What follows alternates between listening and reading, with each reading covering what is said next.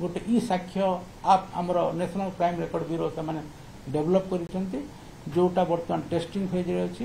काली तार testing successful है एवं से आम सब इन्वेस्टिगेटिंग ऑफिसर को रजिस्ट्री करूँ तो से जिते क्राइम सीन को जाऊँगी तार जो सर्च सीजर जाऊँगी तार वीडियोग्राफी से करेंगे ये जो तार जो एडमिनिस्ट्रेटिव और लीगल एस्पेक्ट को जब आम आसवा यही आईन प्रावधान केतटा नोटिफिकेशन आवश्यकता रही से नोटिफिकेशन आम सब इश्यू कर सारी एवं तार क्रियान्वयन केतोटी स्टैंडर्ड ऑपरेटिंग प्रोसीजर आवश्यकता रही जहाँ को सरल भाव में आमर ऑफिसर मान आम बुझेदेबू जे यीटा को ये धारा एवं से हिसाब से 17टी एसओपी आमर क्राइम ब्रांच प्रस्तुत करिछि आमर एडिशनल डीजी क्राइम ब्रांच और आईजी क्राइम ब्रांच से माने ता उपरे तांकर कार्य जारी रखिछंती ऑलरेडी बहुत एसओपी इश्यू हो गलानी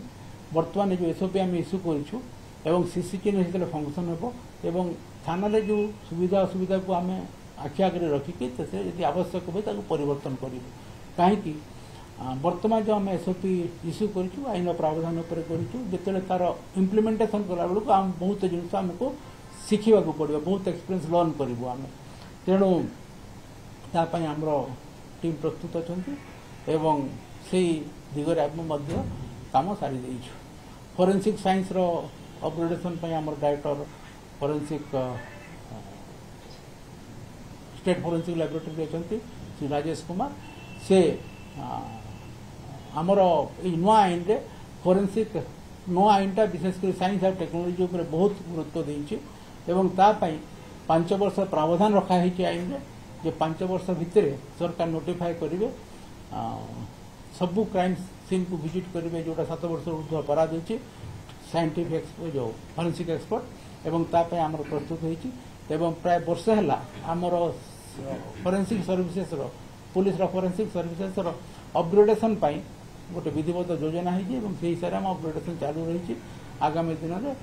सेटा को आम कार्यकारी करूँ ये जो नुआ आईन है आपण मैंने जानी नागरिक एवं न्याय ये दुईटा उपर पर्यवेसित नागरिक प्रथम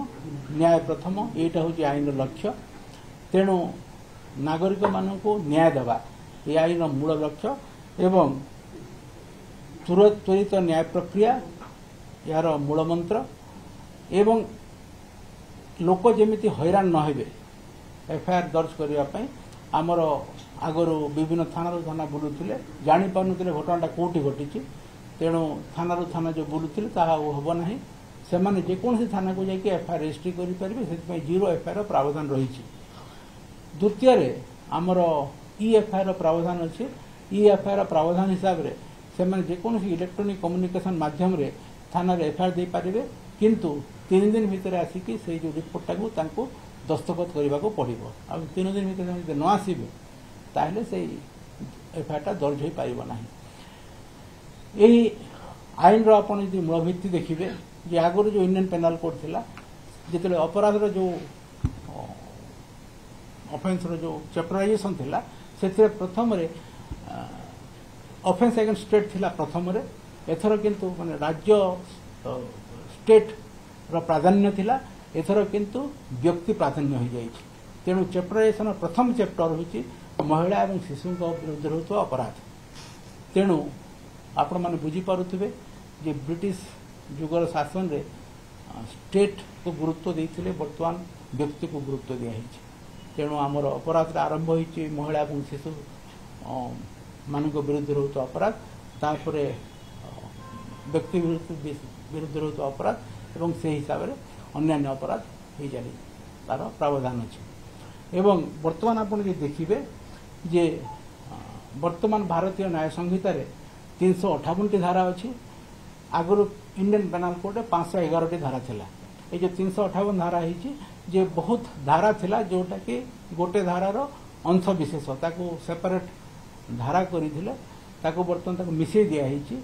तेणु जो एग्रावेटेड मेनसियर कॉन्सेप्ट जो अलग अलग सेक्शन करथिले ताको वर्तमान सब मिसई की गोटे सेक्शन रे ताको करा है सो दैट सी सेक्शन से पनिशेबल हो एवं बहुत जगह पेनाल सेक्शन पे अलग धारा थिला जोटा कि वर्तमान मूल धारार गोटे सब क्लज हिसाब से रखा एवं ये जो भारतीय न्याय संहिता रे समुदाय 21 नुआ अपराध को जोड़ा है अपराध संज्ञा परिवर्तन होती अपराधर व्यापकता परिवर्तन होती एवं विशेषकर आपण देखिए जो सन्त्रासवाद टेरोरिज्म जो आगुरी किसी डेफिनिशन नथिला तार डेफिनिशन दिखाई अपराध हिसाब गणा संगठित अपराध प्रोविजन रखाई भीड़ हिंसा मॉब लिंचिंग प्रोविजन रखाई स्नैचिंग आगुरी कौन से प्रावधान नथिला लोक चोरी केस करुले स्नैचिंग को अल्प दंड थिला जो बर्तमान लुट होउछि से लुट पाई गोटे अलगा प्रोविजन कराई